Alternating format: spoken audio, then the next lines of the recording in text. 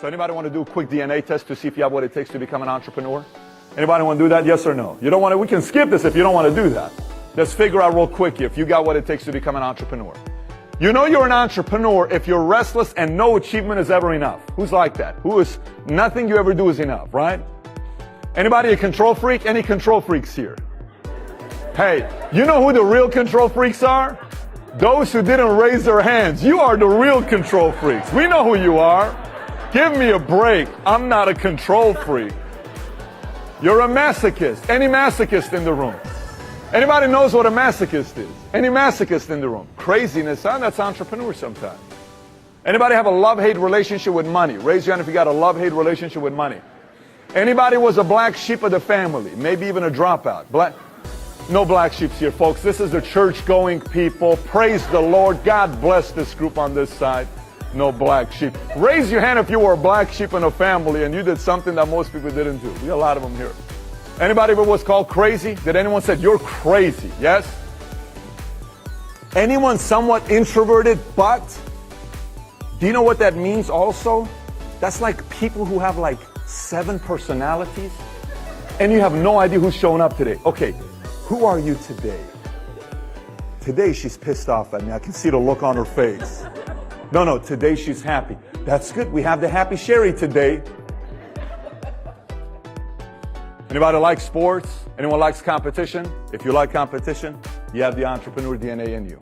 Anyone have an expensive taste? Who's got an expensive taste? You prefer Rolex over Folex? Yes? Is that okay with you? Yeah, you got some taste?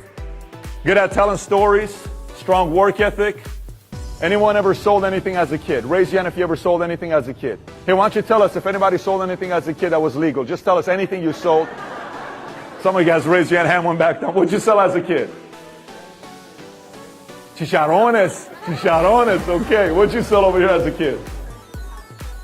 Princess House Crystal. That's unique. What'd you sell as a kid? Lemonade. Very cool. What'd you sell as a kid? You raced hamsters. Wow, Peter raced hamsters. It's like a lower version of Michael Vick type of a thing, right? I mean, that's like, man, raced hamsters. Were they like fighting each other, like bumping heads or no? Like, that's pretty intense stuff. Anybody else, any other creative things? Creative, anybody else? Anybody want to tell us? Yeah, tell us back there. What'd you sell? Blue. Yeah. Anything you could sell. Orange. Your mom's gift baskets when she went to work. Did she know about it is the real question. She's smiling back there. Okay. Anyone very curious? Anyone's ever been called nosy? Listen, we got a lot of nosy people here in the room. Anyone ever been called nosy?